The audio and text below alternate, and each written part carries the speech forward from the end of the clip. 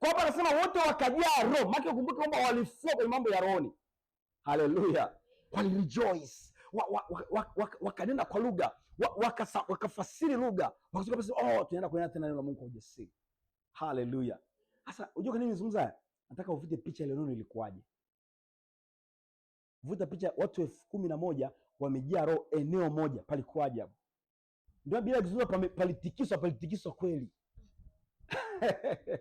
Haleluya. Haleluya. Haleluya. Hata sisi tunaweza kupatikisa mahali hapa. Haleluya. Tunaweza kupatikisa mahali hapa. Haleluya. Haleluya. Tuko pamoja? Kwa hiyo manake Mungu hana changamoto na swala linaitwa namba. Hana changamoto nalo. Mtu yeyote anaweza kujazwa na Roho Mtakatifu. Haleluya. Haleluya. Kwa hiyo tumekwisha kuona karama za semi zina ngoja niseme hivi. Karama za semi ndizo ambazo karama za semi ndizo ambazo ni njia ya kutusaidia kuanza kuflow kwenye mambo ya roho. Karama za semi. Karama za semi. Maana karama za semi tunakumbuka ni nini? Lugha, fasiri ya lugha, unabii, si ndio? Ni msaada wa mwanzoni wa kutusaidia kuflow kwenye mambo ya roho, kuweza kutembea kwenye mtembeo wa roho. Karama za semi. Ndio maana I start with tongues, then naendelea sasa pale kutokea kwenye tongues. Kwa karama za roho ni msaada wa mwanzoni au ni karama za mwanzo kutusaidia kuflow kwenye mambo ya roho. Kwa sababu unafahamu mtembeo wa roho au kuflow kwenye mambo ya roho ni practical things, si ndio? Sio theoretically. Haiwi kwamba tumeflow. Ni kitu ambacho tunakitenda. Kwa kitu ambacho kinaweza kutusaidia ni karama za semi. Haleluya. Okay, nimekumbuka kitu. Nikuongezee kwenye zile namba. Unajua kuongezea mstari kwenye zile namba, si ndio? Funga Matendo ya Mitume sura ya 13. Kuongezea mstari tu miwili. Alafu tuendelee hapa na karama za semi. Matendo ya Mitume sura 13 mstari wa 52. Umefika? Twende 1 2 3. Walijaa furaha na nini? Mstari wa juu yake.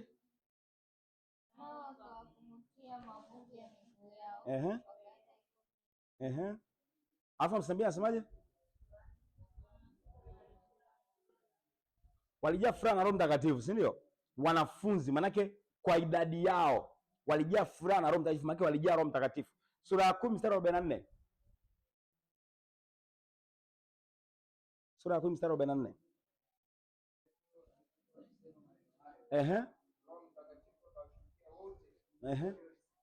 Wote waliosikia lile neno, alafu akafanyaje?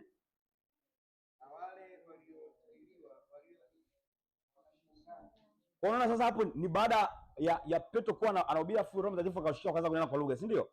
Biblia inasema wanena kwa lugha na kufasiri. Haleluya. Walinena kwa lugha na kufanyaje? Hii nitakuja kuzungumza baadaye pia.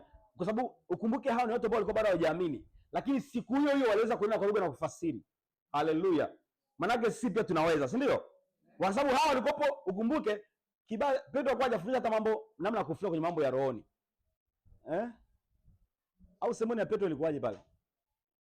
Sababu tunapewa sehemu ya semoni ya Petro ya kwamba anaelezea kwamba Yesu wa Nazareti, si ndio? Mungu alimtia mafuta. Haleluya. Akiwa ndio kuzungumza hayo, maana tunajua kwamba Petro alikuwa fundisha karama za roho pale. Lakini waliweza kunena kwa lugha muda huo na kufasiri lugha yao. Walikuwa wakinena. Sasa zaidi sana wewe ambao umefundishwa namna ya kufasiri lugha. Haleluya. Haleluya. Kwa maana yake hauna udhuru, si ndio? Sema sina udhuru. Kama watu ambao walikopo ni wapagani, wanaenda kwa lugha siku hiyo na wanafasiri lugha. Wewe ni zaidi. Haleluya.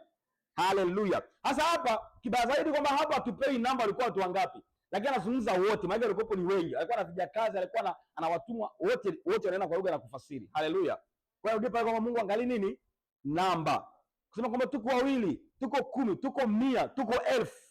Wote mnaweza mkajaa roho. Haleluya. Haleluya. Tuendelee sasa. Kwa hiyo tumesema karama za Sebi ni ufunguo wa mwanzoni wa kutusaidia kufanyaje?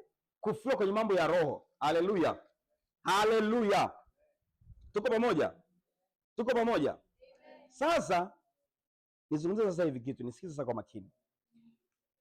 Mfano sasa tuna flow kwenye mambo ya roho, tuko kwenye group la watu, namna gani ambavyo tunaanza? Nisikize sasa kwa makini sasa hapa, wala usiandike kwanza, nisikize kwanza, nitizame. Kwa hiyo sasa namna ambavyo tuna flow sasa, namna gani utakuja kugundua ya kwamba wakati tuna flow kwenye mambo ya roho panakuwaga na mwendelezo. Sema mwendelezo. Maanake alipoishia mwingine, mwingine anaendelea hapo, mwingine anaendelea hapo, mwingine anaendelea hapo, mwingine anaendelea hapo. Kwa namna gani? Panakuwa na mtu ambaye ndio anaitikia wa kwanza, yaani yule mtu ni mwitikiaji wa kwanza wa mtembeo, au anainitiate mtembeo. Haleluya. Alafu wengine tunafuata pale ambapo ameishia yeye, tunaendelea. Sasa hapa naanza kufundisha na kusanyiko lililopita tulifanya baadhi ya nalie kwamba tulikuwepo, tuliona namna gani ambapo tunaweza kufasiri lugha, si ndio? Tukaona kwamba utajua anapoishia mwingine kufasiri, utaikuta mwingine pia anatembea mule alipoishia mwingine. Panakuwa na mwendelezo. Au mmoja kiflow kwenye healing, mwingine unakuta anaendelea pale pale alipoishia mwingine. Haleluya. Kwa maana kwa mfano, waje watu watatu, nionyeshe mfano. Hizo watatu nionyeshe mfano. Njoo tuonyeshe mfano. Njoo tu. So maana sasa hawa wanataka kuflow kwenye mambo ya roho, si ndio? Kwa mfano, kani kama group sasa hivi. So maana wako hapa hivi. Kwa sasa anakopo ni mtu okay, amesema hivi, mambo yote yatendeka kusudi kufanyaje? La kujenga, si ndio? Sasa hawa wanataka kujengana, si ndio? Ni kupewa, wanataka kujengana hawa. Namna gani wanajengana? Kila mmoja ana nini? Ana zaburi, ana nini? Ana ufunuo, ana fundisho, ana fasiri lugha na lugha. Sasa huyu akiwa anatoa ufunuo, mdau huyu anatoa zaburi, mdau huyu anatoa fundisho, itakuwa ni confusion, si ndio? Watachanganyikiwa. Na tumsikilize yupi wakati huo? Si unaelewa? Tumsikilize yupi wakati huo? Sio kama tulishakujifunza. Kwa hapa narudi tu kukumbushia. Tuliona ukisoma Wakorintho sura 14 pale anaonyesha. Anasema kwamba yani wewe wakati huo una zaburi, wewe una ufunuo, huyu ana fundisho. Huyu akisubiri huyu amalize, sio kwamba ile fundisho litapotea, haliwezi kupotea. Kwa maana yake kuna yule anakuwa ni first responder wa kwanza. Kwa huyu anaanza, si ndio? Au huyu ataanza, yeyote atakayeanza. Hao watakuwa nasikia. Kwa sababu huyu anapokuwa anawajenga wenzake, hao ndio wananufaika pia. Yaani hao ndio wanufaika wake. Kwa hiyo hao wanakuwa na pay attention kile ambacho huyu anafanyaje? Anazungumza kwao. Haleluya. Haleluya. Kwa hiyo wakati hao wanasikiliza, maana ni kwamba wanakuwa wanachukua lile kama ni ya kwao, ninawajenga wao. Sawa? Akimaliza huyu wakati anazungumza, hawa wanamsikiliza. Tulisema kipindi kile, nakumbuka kama nakumbuka vizuri. Tukasema wakati huo maana yake ni kwamba wakati ameanza first responder ameanza, huyu ameanza mwitikiaji wa kwanza ameanza. Hao wengine kafana kwa wameanza, tumesema tunaanza kwa kufanyaje? Kwa kunena kwa lugha, si ndio? Ndio ina initiate mtembeo wetu wa roho. Haleluya. Sasa wakati tumeanza kunena kwa lugha, afu sasa ndo anaanza kuzungumza huyu. Hao watakachofanya ni kwamba watalower voice. Watapunguza nini? Ili waweze kusikia kile ambacho anafanyaje? Anasema, waweze kukichukua ili kiwasaidie, kiwajenge. Tunaelewana eh? Wakati wanazungumza nao sauti zao ziko juu, maana yake hamna kitu ambacho walikuwa wanakisikia. Itakuwa ni kama confusion. Si ndio? Na hatupo kwa ajili ya mashindano. Tupo kwa ajili ya kufanyaje? Kujengana. Kwa hiyo kwa lugha rahisi ni kwamba wakati first responder ameanza, hawa wanasikiliza. Wanaweza kaendelea kunena kwa lugha kwa sauti ya chini, huku wanafanyaje? Wana pay attention kile ambacho kinazungumzwa. Kama ni unabii maana yake wanapokea, kama ni fundisho wanachukua, si ndio? Haleluya. Haleluya. Akimaliza anaingia mwingine. Tumeelewana eh? Kwa sababu kila mmoja anacho. Sasa tunafanya kwa kusudi la kujengana, maana yake sasa tunapeana nafasi. Tunaelewana eh? Tunaelewana eh? Tumejifunza sana, lakini tunakumbuka labda wachache ambao ndio maana nifanya hivi.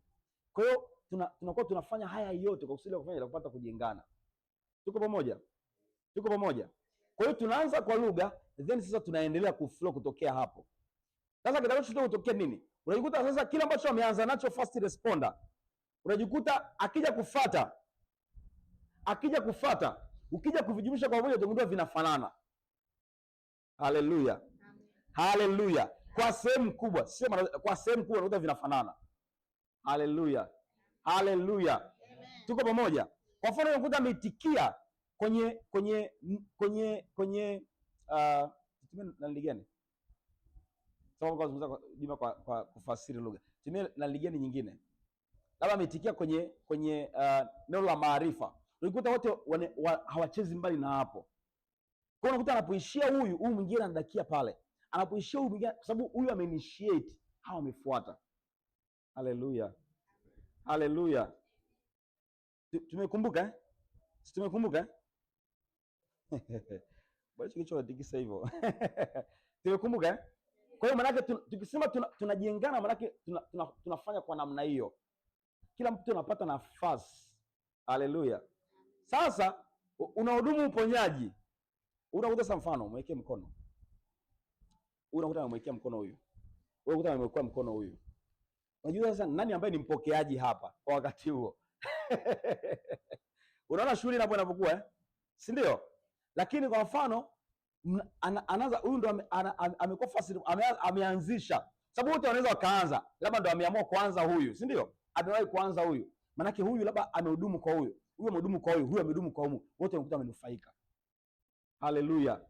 Tuko pamoja eh? Tuko pamoja eh? Tumeelewana eh? Okay, rudi tukakae. Kwa hiyo hivyo ndio namna tunafanya kwa kufanyaje? Kwa kufaidia. Tunapeana nafasi sote kwa kufaidiana. Haleluya. Haleluya. Haleluya. Kwa hiyo maana changamoto na kupoki sasa yule wa kwanza kupick, yule wa kwanza kuchukua hatua. Haleluya. Haleluya. Lakini tunajua sisi tuko sharp kwenye hilo eneo, si ndio? Tuko sharp kwenye, tukisema tunajengana tuko sharp kwenye hilo eneo, si ndio? Haleluya. Tukisema tuna flow tupo sharp kwenye hilo eneo, si ndio? Amaanza kusubiana anza. Ninaanza. Wenzangu wanaanza wanapata mwitikio kwenye lile. Haleluya. Haleluya. Tuko pamoja? Tuko pamoja? Tutafanya uzizi, tutafanya hapa. Kwa hiyo wala tusijali. Kwa hiyo manake nini? The first responder triggers things. Yule anayeitikia kwa kwanza ndiye ambaye anahanikiza sasa mambo yaanze kutokea. Haleluya. Haleluya. Kwa mfano yule first responder akaanza kwa kurejoice. Unakuta tunaanza kurejoice. Unakuta akija pale baadaye naye anaendelea kwenye kurejoice. Anaendelea kwenye kurejoice. Sio mara zote, lakini unakuta asilimia kubwa inakuwa hapo. Wengi asilimia kubwa inatokea hapo. Kwa wale ambao unakuta wako kwenye hilo eneo. Haleluya. Haleluya. Ndio maana wakati mwingine tukisema tuna yield to the things of the spirit kwa pamoja, unakuta kama ni rejoicing wote tunakuta tuna rejoice. Haleluya. Tukienda kwenye healing wote tunafanya healing, si ndio? Tukienda kwenye hili wote tunafanya hivi. Kwa sababu gani? Panakuwa pana fast response, sisi tunafuatilia nyuma. Haleluya. Haleluya. Haleluya. Tuko pamoja? Kwa namna hiyo maana yake ninakuwa nimerecognize nini? The flow. Nimetambua namna gani tunafanyaje? Tuna flow. Haleluya. Kwa hiyo maana yake first responder starts to flow. Anaanza kufanyaje? Kuflow. Haleluya. Haleluya. Sasa kwa nini inaitwa ni kuflow au kwa nini inatumia kuflow? Ni kwa sababu Yesu mwenyewe alitumia kufunga kitabu cha Yohana sura 7. Ule mstari wa 37. Yohana 7:37.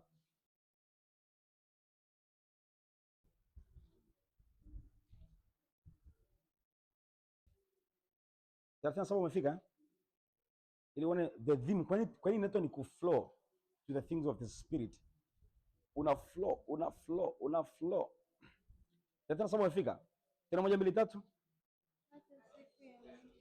Ehe.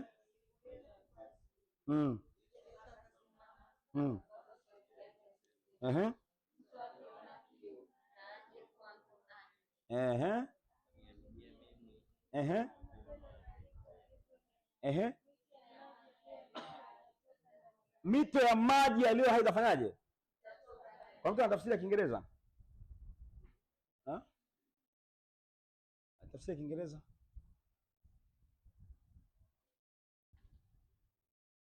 Nimepata hiyo. Tuone hapo.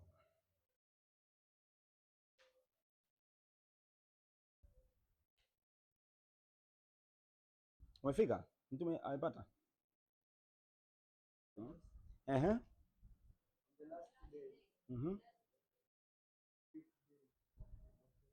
May you go the thing of the spirit. Let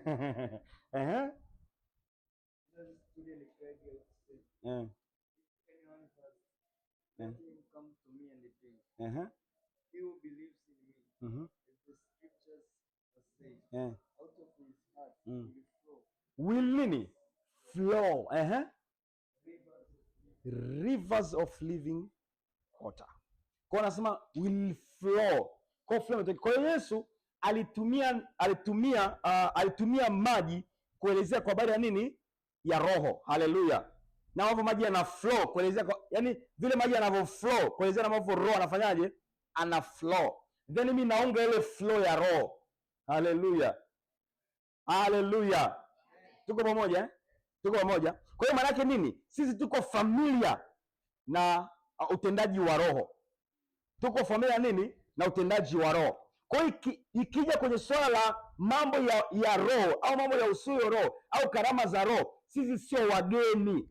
Sisi hapo ni nyumbani kwetu. Sisi hapo ndio nyumbani. Sema hapo ndio nyumbani. Kwa sababu kumbuka sisi tunaita nini? Anakwambia kwani hamjui kwamba miili yenu ni hekalu la nani? La Roho Mtakatifu. Haleluya. Sasa tuna flow kwa the things of the spirit, tuna flow kwa huyo roho na sisi ndio nyumbani kwake. Haleluya. Kwa hiyo kwenye mambo ya roho sisi sio nini? Wageni. Hapo ni nyumbani kwetu. Sema hapo ni nyumbani kwetu. Sema hapo ni nyumbani kwetu. Kwa hiyo maana yake sina ugeni kwenye mambo ya roho. Haleluya. Maana ninajiingia tu nyumbani. Natoka chumba hichi naingia chumba hiki. Haleluya. Maana nimetoka kwenye semi nimeingia kwenye ufunuo, nimeingia kwenye power. Haleluya. Ni nyumbani kwetu. Haleluya. Haleluya. Kwa mtu anapotea nyumbani kwake? Haupotei, si ndio? Kwa kwenye mambo ya roho pasi kupotea, si ndio sia? Haleluya. Hatupaswi kufanyaje? Hatupaswi kujiona nini? Wageni. Haleluya. Haleluya. Kwa hiyo maana tuna flow kwa urahisi. Kwa hiyo karama za roho na mtembeo wao katikati yetu kwetu sisi ni natural. Ni asili tulionayo. Haleluya. Sema ni asili yangu. Sema ni asili yangu. Sasa kuna yule mwingine mkuta anaogopa kuflow kwa sababu anaogopa kukosea. Hapo ni nyumbani kwako. Upaswe kuogopa kukosea. Haleluya. Manake nini? Ninapokosea nafanyaje? Nita correct. Kwa nini nina room ya kukosea? Nita correct. Haleluya. Haleluya. Haleluya. Haleluya. Hapo ni nyumbani kwako. Una join the flow. Una start the flow. Bwana asifiwe. Tuko pamoja? Kwa maana yake nini sasa? Na watizama waamini wengine jinsi ambavyo wanahudumu kwenye karama za roho, then mimi nafuatia. Au waamini wengine wananitizama jinsi ninavyohudumu karama za roho, nao wanafuatia. Haleluya. Nikiwa first responder wa kwanza, maana yake wengine watafuata pale ambapo wameona nimehudumu, si ndio? Wakianza wengine, maana yake mimi nafuata pale ambapo wafanyaje? Wameanza. Haleluya. Haleluya. Haleluya. Maana ni kwamba ninapoona waamini wengine wanaomba, na mimi ninaomba pamoja nao. Ninapoona waamini wengine wanafurahi, na mimi nafurahi pamoja nao. Haleluya. Haleluya. Tuko pamoja? Tuko pamoja? Sababu pia furaha ni mtembeo wa roho, si ndio? Sibaona furaha inavyo trigger God's power within us. Furaha inavyo trigger healing, si ndio? Furaha inavyo trigger kila kitu. Haleluya. Haleluya. Haleluya. Kwa hiyo tumeona kama mchana tumeona kwamba mikono yetu ina transmit God's power, si ndio? Kwa hiyo maana ni kusanyiko la Roho Mtakatifu. Wakati tunasema tukutaniki pamoja hivi, usikimbilie kuwashika watu mikono kwanza. Mpaka kiongozi akupe nini? Order. Akupe nini? Utaratibu. Kwamba sasa hivi unaweza ukamshika mwingine nini? Mkono. Sababu tungo kusanyiko la Roho Mtakatifu maana yake tuna access na nguvu za Mungu katikati yetu, si ndio? Maana sasa sifanyi wepesi kwanza kumshika mwenzangu mkono. Tunasema tukutanike, usikimbilie kushikana mikono. Tukusanyike kwanza. Sababu tunasema things of the spirit is now works with it, with what? Instructions, si ndio? Maelekezo. Kwa hiyo usifanye haraka kumshika mwenzako nini? Mkono. Haleluya. Haleluya. Haleluya. Tuko pamoja? Tuko pamoja? Kwa hiyo maana yake sasa ni kwamba nikiwa kwenye kusanyiko la Roho Mtakatifu ninapiga attention kwenye kila maelekezo ambayo ninapewa. Usijifanyie kile ambacho unataka kufanya. Unasikiliza maelekezo ya kiongozi anayokupatia. Haleluya. Haleluya. Usifanye tu anyhow. Sikiliza maelekezo. Haleluya. Haleluya. Haleluya. Tunaweza kuflow kwenye mambo ya roho. Tunaweza kuflow kwenye mambo ya roho. Haleluya. Tunaweza kufanya mambo ya roho. Tunaweza kufanya kwa urahisi. Haleluya. Sasa kwenye sura ya 14 kitabu kile cha Wakorintho wa kwanza, unaona Paul anaweka emphasis kubwa kwenye karama za semi. Na unaona kwa sehemu kubwa Paul ameelezea karama za semi kuliko karama hata za ufunuo. Ndio maana kwa mfano unavyoelezea kwamba takeni sana karama zilizo kuu, alafu anakuja kurejesha, anaanza kuelezea karama za semi, maana kuonyesha kwamba karama za semi, ndio maana nakwambia karama za semi zinakuwa zina trigger hizi karama nyingine.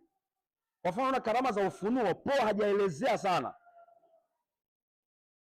Kwa mfano descending of the spirit, ni kwamba ile ninaona ile descending of the spirit, maana yake ninaona spiritual beings, si ndio? Iwe ni God spirit, evil spirits, man's spirits. Haleluya. Haleluya. Haleluya. Kwa mfano neno la maarifa inamaanisha kwamba ninapata information, napata taarifa kwa habari ya kitu ambacho kimetokea au kinachotokea sasa. Unaona neno la hekima manake neno la hekima manake ni kwamba nina predict the future. Au ninatoa nina give direction. Ninatoa mwongozo.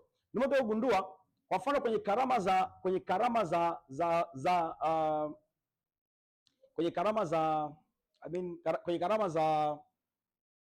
za ufunuo, unaona ambayo inapewa nafasi kubwa ni word of wisdom, kwa sababu inatoa direction.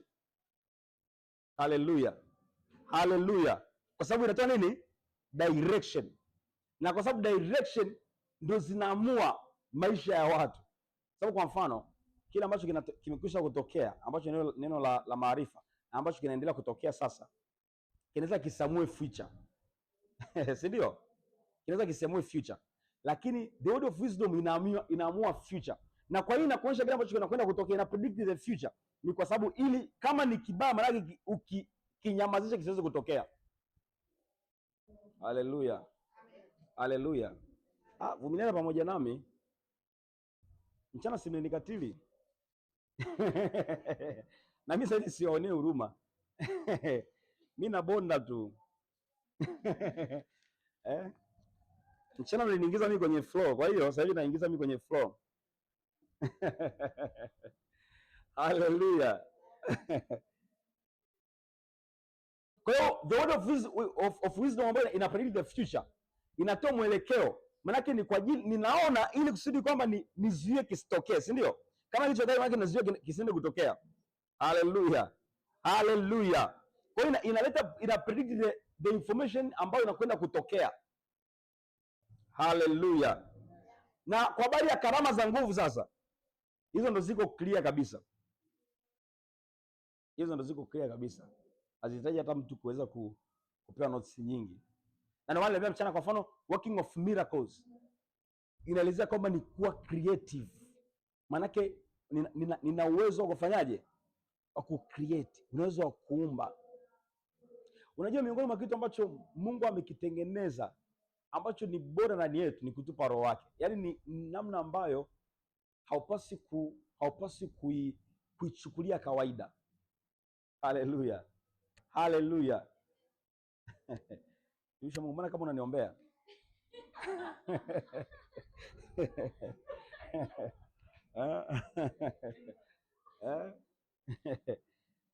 Macho yanatia huruma, lakini hiyo huruma ya Mungu huvumilia pamoja nanyi.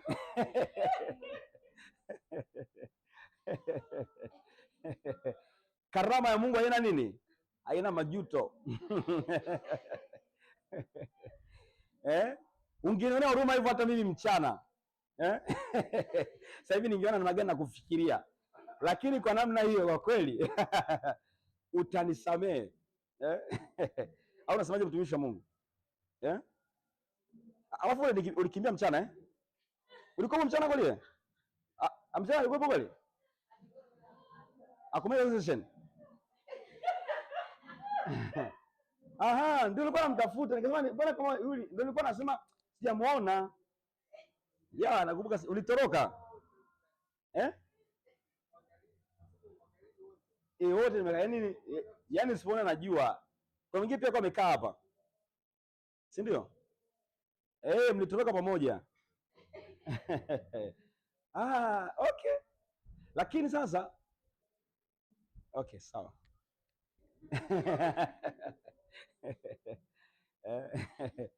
Zie mgongo usisogeze. Haleluya. Lakini kiwalisia umekosa vitu vingi sana. Umekosa vitu vingi sana.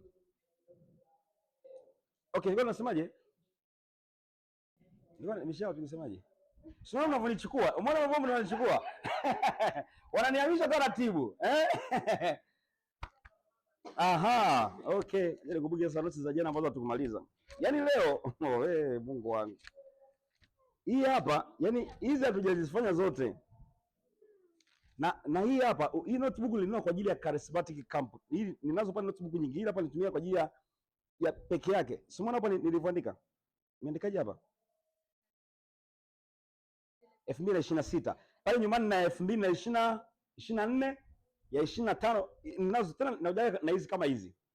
Nimeandika hii hapa 2026. Kuna 2025, kuna 2020. Na zote tukumalizaga notes. Ndio maana kitu ambacho mimi na kibaya, hatujamalizaga notes zote hizo. Na kuna moja ambayo nilikuwa nimejaza, bora hii. Hiyo imefika karibia sehemu fulani nusu. Lakini kuna nyingine nilikuwa nimejaza na hatukumaliza notes. Basi tu. Ipo siku mtaingia kwenye 18 za kwangu. Ipo siku walai. Ipo siku. Okay, kwa hiyo sasa karama za Roho zipo kwa ajili ya kutufaidisha. Haleluya. Zipo kwa ajili ya kutufaidisha. Kwa hiyo manake ninakuwa sensitive kwenye kusanyiko la Roho Mtakatifu. Kwa sababu ni mahali ambapo najua kwamba ninachota yale ambayo Mungu amekusudia kwa ajili yangu. Yako mambo mengi ambayo Mungu amekusudia kwa ajili yangu ninakwenda kuyachota kwenye kusanyiko la Roho Mtakatifu. Kwa maana yake ndio nilisema na magani najiandaa nayo. Ninahakikisha kwamba ninapata nafasi ya kuomba vya kutosha kwa ajili ya kusanyiko. Ninapata nafasi ikiwezekana, kama napata nafasi ya kufunga nafunga kwa ajili ya kusanyiko. Haleluya. Sudi kwamba kusanyiko linifaidie. Liwe ni for the better, not for the loss. Liwe ni kwa ajili ya faida yangu. Liwe ni kwa ajili ya faida yangu. Haleluya. Liwe ni kwa ajili ya faida yangu. Kwa ninachota mambo yote ya kiungu katikati yangu. Katikati ya kusanyiko. Ninachota mambo yote ya kiungu katikati ya kusanyiko. Sababu yameandaliwa kwa ajili yangu. Haleluya. Haleluya. Ndio wanapo anasema kwa habari ya karama za Roho sitaki mkose ufahamu. Maana information zipo, lakini ukichagua kutokuzitaka unajikuta haunufaiki nazo. Haleluya. Haleluya. Haleluya. Haleluya. Haleluya. Sema nina urahisi katika kupokea mambo ya kiungu. Nina urahisi katika mtembeo wa Roho. Nina urahisi katika kudumu mambo ya Roho. Haleluya. Haleluya. Kwa hiyo manake ni kwamba nafaidika vipi? Ni kwamba ninaona wanavyohudumu. Nami ninaendelea kutokea hapo. au wanaona ninavyohudumu, nao wanaendelea kutokea hapo. Na tunasema namna hii, maanake tunaendelea kujizoeza na kujizoeza na kujizoeza, ndivyo ambavyo tunakuwa nini? Bora. Haleluya, ndivyo ambavyo tunakuwa bora. Na hii sentensi inarudia mara nyingi, tunajizoeza na kuendelea kujizoeza, ndivyo ambavyo tunakuwa nini? Bora. Haleluya, ndivyo ambavyo tunakuwa bora, ambao tulikuwa mchana tuliona, na ambavyo tunahudumu kwenye karama za uponyaji, si ndio? Tunahudumu kwenye karama za uponyaji, ninaendelea vile vile, ninaendelea vile vile, maanake siachi, naendelea vile vile, naendelea vile vile, naendelea vile vile mpaka najiona kwamba nakuwa bora. Sina wasiwasi kwenye swala linaloitwa kuponya magonjwa, sina wasiwasi kwenye swala linaloitwa kufanya miujiza, sina wasiwasi. Kwa sababu gani? Niko bora. Haleluya, haleluya, haleluya, haleluya.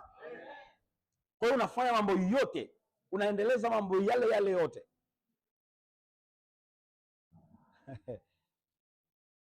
Ni sawa na kunena kwa lugha vile ilivyo. Ukinena kwa lugha alafu baadaye ukaacha, unajikuta, unajua kunena kwa lugha, unavyoenda kunena kwa lugha misamiati inaongezekaga. Hivi unajua kunena kwa lugha misamiati inaongezekaga? Si ndio? Sababu si lugha ina misamiati. Kwa hiyo kesho unakuta misamiati inakuwa na misamiati finyu. Haleluya. Bwana anasemaje? Kwenye swala kunena kwa lugha, ninena kwa lugha zaidi ya ninyi nyote. Unajua zaidi ya ninyi nyote, ukifuatilia unajua gundua anazungumzia kwamba kuanzia msamiati ule wa kwanza anaozungumza haurudii karibia misamiati 10,000. Unajua kusikia misamiati imejirudia. Yaani maanake sio ile baba baba baba baba baba. Hiyo kwenye kwanza ni sawa, si ndio? Lakini unavyokuwa ndio misamiati inaongezeka, si ndio? Misamiati inaongezeka. Unapaka unakuwa zile inaitwa tongues za kiapostol, apostolic tongues. Gopoko gobogo. Braguga bagoga. Hiyo tongues za apostolic tongues. Haleluya. Misamiati mizito mizito, Haleluya. Unajizoeza kwenye nini? Kwenye kusema. Unajizoeza kwenye kusema. Haleluya. Amna, sio kajiona duni, sawa? Unajizoeza kwenye kufanyaje? Kwenye kusema. Unajizoeza kwenye kusema, kwenye kusema, kwenye kusema, kwenye kusema, kwenye kusema, kwenye kusema. Unakuta misamiati inaongezeka, inaongezeka, inaongezeka, inaongezeka, inaongezeka. Haleluya. Haleluya. Tuko pamoja ndugu zangu? Sio kwenye semi tu. Sasa ndio zinaendelea mpaka kwenye karama zote. Unakuwa unajizoeza, unajizoeza. Niambia mchana kwamba hata kama imefika wakati umeshindwa kuponya, sasa yani umekosa cha kukiponya, wagonjwa wameisha, yani kando yako wagonjwa wote wameshaisha. Tumia vitu vilivyopo, viponye. Haleluya. Yani kwa lugha rahisi maana yake usiache kujizoeza. Haleluya. Usiache kujizoeza. Kuna story moja nilipataga, kuna mtumishi mmoja wakati anajizoeza kwenye hayo mambo, akawa anafanya hivi, akaingia sebuleni pale, kuna yale makochi yale, pakiwa mna mtu yashatandikwa vizuri pale, akasema ninaziachia nguvu za Mungu kwenye haya makochi, kila atakaye kazi muathiri. Alafu akachomoka akaenda kukaa akasikilizia mahali. Mama amekuja pale, hali haieleweki, mama halieleweki. Amekuja nani eleweki? Akasema kumbe zinafanya kazi. Sasa hana pa kuzitumia, afanyeje? Utuisha Mungu.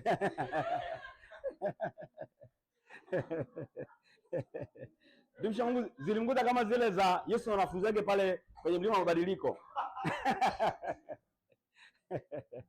Haleluya. Haleluya. Maanake ninajizoeza kwa namna yoyote, si ndio? Kwa namna yote najizoeza. Haleluya. Ninafanya namna yote nijizoeze. Useme kwa sababu hivi ninaendelea kujizoeza. Haleluya. Haleluya. Umeenda kwenye kusanyiko ushajiandaa. Kampu iliyopita nilionyesha kwamba kabla kwenda kwenye kusanyiko nishajiandaa ya kwamba nikienda nina neno kwa ajili ya kafe. Nimejiandaa kwa ajili ya kafe. Kama nikienda nina neno kwa ajili yake. Haleluya. Tuseme ndio nikaandaa Holy Ghost meeting kabla sijaenda kwenye Holy Ghost meeting. Ninajiandaa kwamba mimi nikienda kafe ninaye. Yaani kafe ninaye, labda asije. Na kwa sababu nimemnena atakuja tu. Nguvu za Mungu zitamtafuta kule alipo. Haleluya. Zitaondoa kila excuse. Atajikuta amepatikana akiingia tu pale ameisha. Niko naye. Ina neno la unabii juu yake. Namfuata anambia Catherine, na neno juu yako. Ndio maana jizoeza hivyo. Haleluya. Haleluya. Haleluya. Unakuta tumemaliza ghost meeting hapo, tunasema ni muda wa kutawanyika. Unaona wote wananyosha moja kwa moja. Kama una kitu cha kumshia na ndugu yako, naambia unajua nikati nazungumza, njoo nikushirikishe jambo. Njoo tuzungumze. Unamjenga ndugu yako. Haleluya. Ni nani ajue neno ambalo utazungumza litamsaidia? Haleluya. Sema nina mambo ya kuwafaidia watakatifu.